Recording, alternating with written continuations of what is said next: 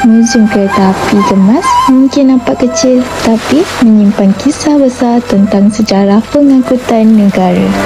Terletak di Pekan Gemas, satu ketika dulu simpang penting bagi landasan kereta api Malaysia. Muzium ini menampilkan pelbagai pameran menarik seperti lokomotif lama, tiket klasik dan gambar-gambar bersejarah.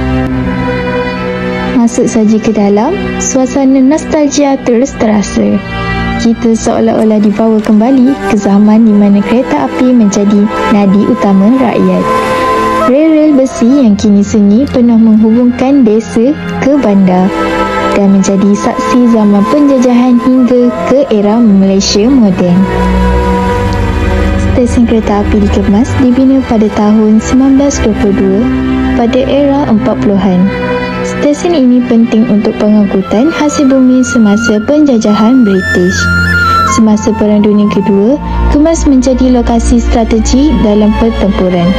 Selepas kemerdekaan, stesen ini terus memainkan peranan penting dalam ekonomi dan pengangkutan negara.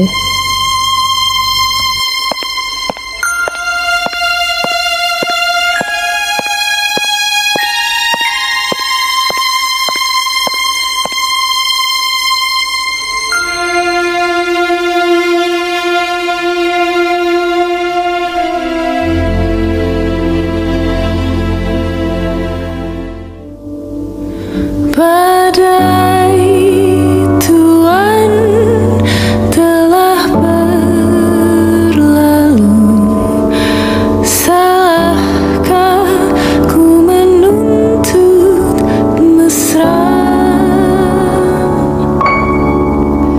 Tiap pagi menjelang kau di sampingku,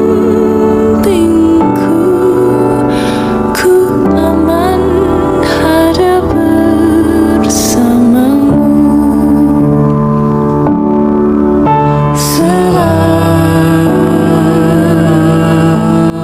Bagi peminat sejarah atau sesiapa yang ingin kenal lebih dekat tentang dunia kereta api lama, muzium ini sememangnya destinasi yang berbaloi untuk dikunjungi. Ku dilihat yang satu, ku risau.